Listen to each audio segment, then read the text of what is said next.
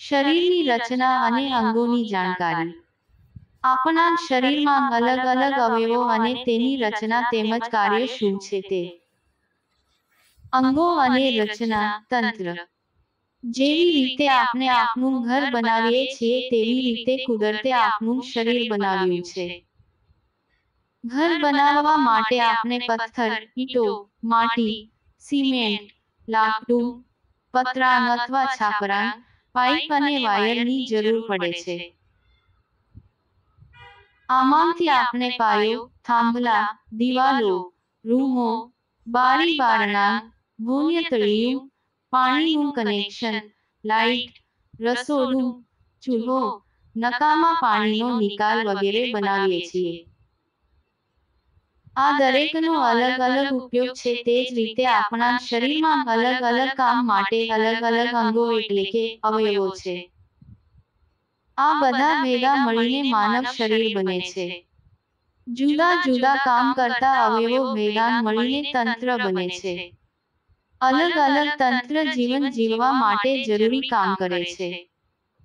તેથી આપણા શરીરમાં શ્વાસ માટે, લોહીના ભ્રમણ માટે, પાચન માટે, હલનચલન માટે, નકામા કચરાના નિકાલ માટે અલગ અલગ તંત્રો છે।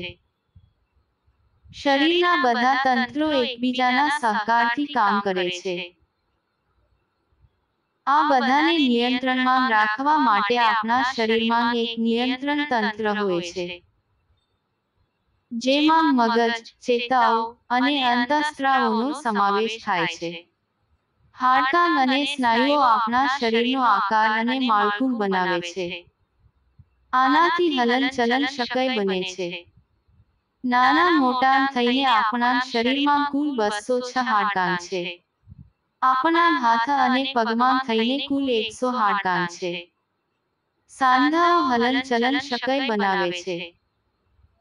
થાપો, ઘૂંટણ, ખભો, કોણી, કાંડું, ઘૂંટી આ બધા સાંધા છે। અને દરેક સાંધા અલગ અલગ છે। શરીરની રચના અને અંગોની જાણકારી।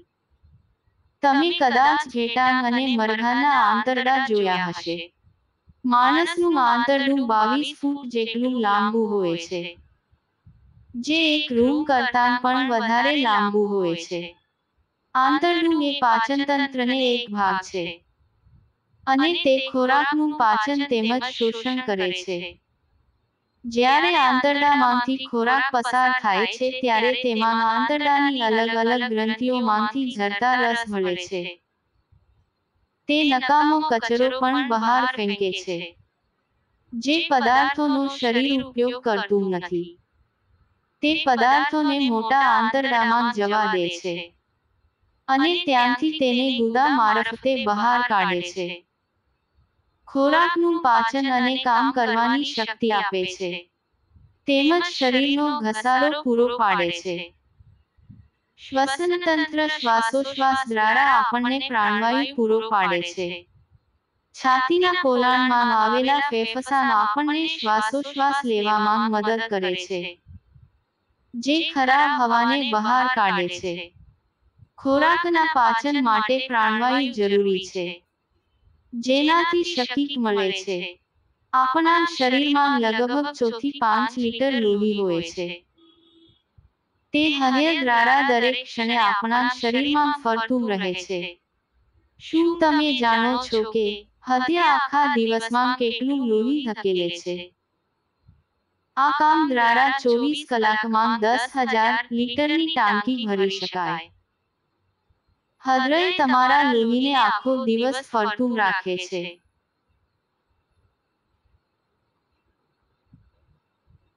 જેથી કરીને તે ફેફસાંમાંથી પ્રાણવાયુ અને પાચનતંત્રમાંથી જરૂરી પોષક તત્વો લઈને શરીરના અલગ અલગ કોષોને આપી શકે। તમે જેટલા નાના એટલા તમારા હૃદયના ધબકારા વધુ લોહી પોષક તત્વો અને પ્રાણવાયુ પૂરો પાડે છે।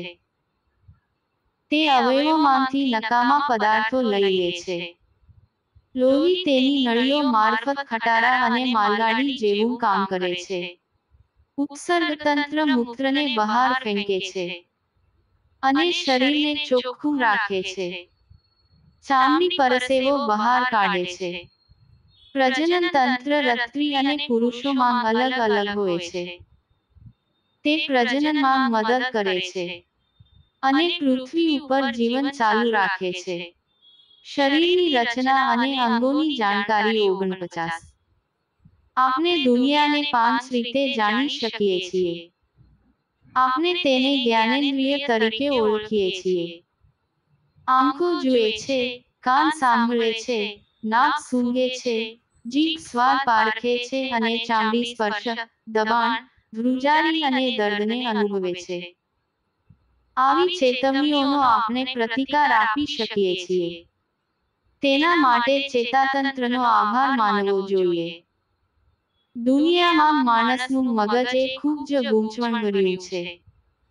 આપણે જરૂરી હલનચલન અથવા તો સજાગ થઈ જઈએ છીએ. તે મગજને આભારી છે. આપણું અસ્તિત્વ ટકાવી રાખવા આ બહુ જરૂરી છે. ચેતાતંત્ર શરીરના ઘણા કાર્યોનું નિયમન કરે છે.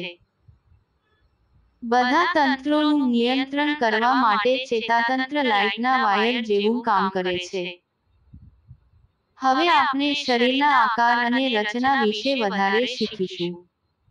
આપણા શરીરના કેટલાક અંગો બહારથી જોઈ શકાય છે, જેવા કે આંખો, કાન, સ્તન, વૃષણકોથળી વગેરે. ચાલો હવે આપણે જોઈએ આવા બીજા અંગો કયા છે. હાડકાનું માળખું અને તેની સાથે જોડાયેલા સ્નાયુઓ શરીરને આકાર આપે છે. ચામડી આખા શરીરને ઢાંકે છે અને બહારના વાતાવરણથી રક્ષણ આપે છે. છાતી અને પેટના અવયવો અંદરના ભાગમાં છે. મગજ ખોપરીની અંદર છે. ગળાની આગળના ભાગમાં પતંગિયા આકારની અગત્યની ગ્રંથિ થાઇરોઇડ આવેલી છે. ગોઈટર એ હકીકતમાં આ ગ્રંથિનો સોજો છે. આયોડિનયુક્ત મીઠું તેને થતો અટકાવે છે. જ્યારે આપણે ઊંડો શ્વાસ લઈએ છીએ ત્યારે છાતી ફૂલે છે. છાતીમાં આવેલા ફેફસાં ફુગ્ગાની જેમ ફૂલે છે. ગળામાં આવેલી શ્વાસનળી નાક તેમજ ગળાને ફેફસાં સાથે જોડે છે. તે ઊંધા ઝાડના આકારના દેખાય છે. શ્વાસનળી તેના થડ જેવી લાગે છે. ભય અને ગુસ્સો હૃદયના ધબકારા વધારે છે. સામાન્ય રીતે હૃદયના ધબકારા 72 થી 84 મિનિટ હોય છે. આપણે હૃદયના ધબકારા છાતી પર ધબકતા જોઈ શકીએ છીએ, અનુભવી શકીએ છીએ. તમારા કાન તમારા મિત્રની છાતી ઉપર મૂકો, શું તમે તેના હૈના ધબકારા સાંભળી શકો છો? તે કયાં છે? હૃદય છાતીની વચમાં થોડુંક ડાબી બાજુએ આવેલું છે. રક્તવાહિની જેવી નળીઓ હૃદયને શરીર સાથે જોડે છે. આ નળીઓ હૃદયમાંથી શરીરના બીજા ભાગમાં લોહી પહોંચાડે છે. તમે તમારી ત્વચા નીચે શિરાઓ જોઈ શકો છો. શિરાઓ દ્વારા હૃદયમાં લોહી પાછું આવે છે. 48 તારીખની રચના અને અંગોની જાણકારી. ચાલો આપણે એક ગ્લાસ ઠંડુ પાણી પીએ. તે તમે ગળામાંથી હોજરી સુધી જતું અનુભવી શકો છો. અન્નનળી ખોરાક અને પાણી પેટના ઉપરના ભાગમાં વચ્ચે આવેલી હોજરીમાં લઈ જાય છે. હોજરી 1 થી 2 કલાક સુધી સંગ્રહ કરે છે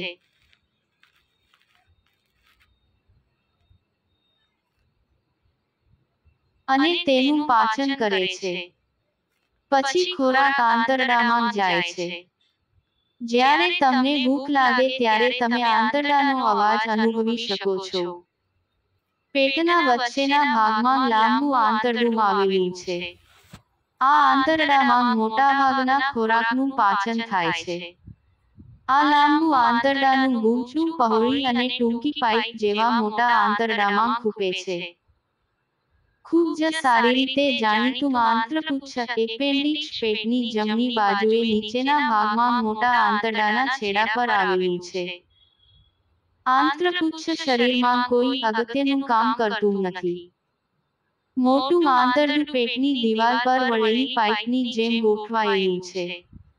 પેટની જમણી બાજુએ નીચેથી ઉપર તરફ જાય છે, ત્યાંથી ડાબી બાજુ સીધું જાય છે, ત્યાંથી નીચેની તરફ કચરો ભેગો કરતી કોથળી તરફ જાય છે, છેલ્લે તે ગુદા સુધી જાય છે. યકૃત પેટમાં જમણી બાજુએ સૌથી ઊંચે આવેલું છે. સૂજેલું યકૃત જમણી બાજુની પાંસળીની નીચે અનુભવી શકાય છે. તેવી જ રીતે જમણી બાજુ બરોળ સ્ટની આવેલી છે. કેટલાક રોગો જેવા કે મેલેરિયામાં બરોળ મોટી થાય છે. આપણે તેને ડાબી બાજુની પાંસળી નીચે અનુભવી શકીએ છીએ. શરીરમાં આવેલા બે મૂત્રપિંડ લોહીની ગળણી તરીકે કામ કરે છે અને મૂત્ર તૈયાર કરે છે. તે પેટના પાછળની દિવાલને અડીને આવેલા છે. મૂત્રપિંડમાંથી મૂત્ર મૂત્રાશયમાં નળીઓ દ્વારા પહોંચે છે. જ્યારે પેશાબ મૂત્રાશયમાં લાંબા સમય સુધી રહે ત્યારે પેટનો નીચેનો ભાગ એકદમ તંગ લાગે છે. આ જગ્યાએ મૂત્રાશય આવેલું છે. એક નળી છે જે ગુપ્તાંગમાં ખુલે છે.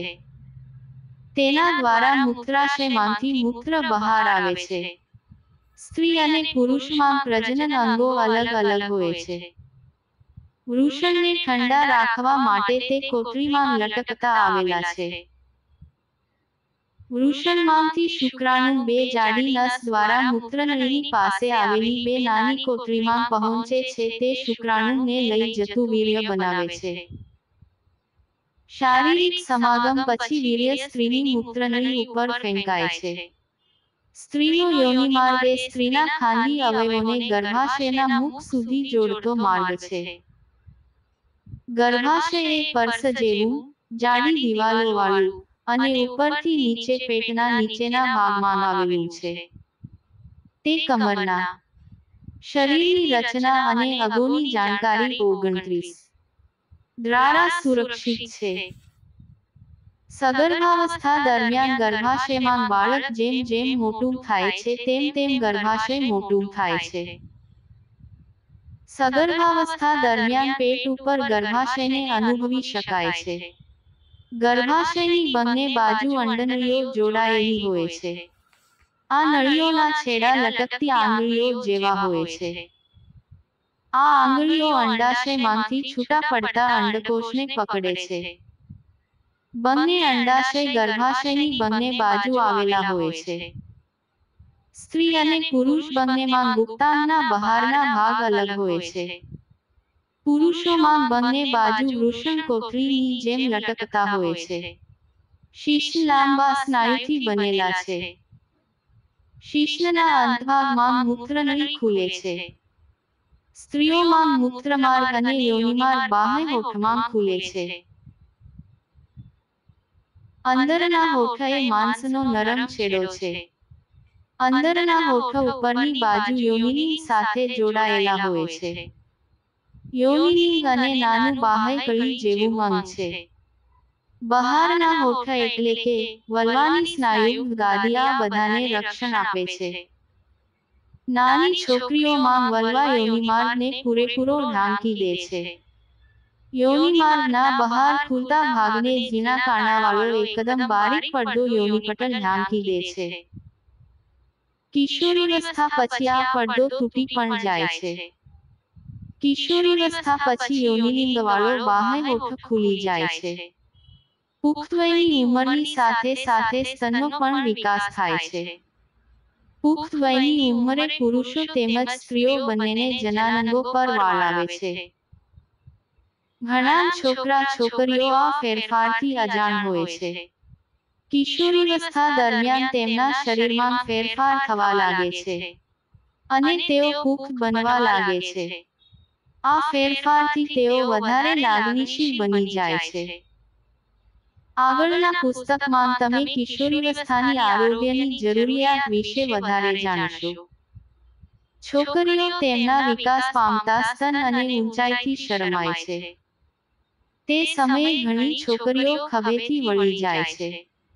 છોકરાઓ પેનિસના કદમાં ફેરફાર થવાથી ઘણી વખત ચિંતા કરે છે. ઘરડી તેમજ મૂછમાં વાળ ઉગવાથી તથા અવાજમાં ફેરફાર થવાથી ઘણા છોકરાઓ ચિંતા કરે છે. આ બધા ફેરફાર વધતા બાળકોને સમજાવો. પુખ્ત વયની સાથે સાથે જવાબદારી આવે છે.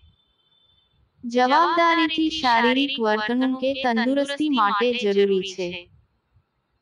જ્યારે માંદગી માટે તે કારણ બને ત્યારે આપણે અવયવો અને તંત્રો વિશે વધારે શીખીશું. Please like, share and subscribe.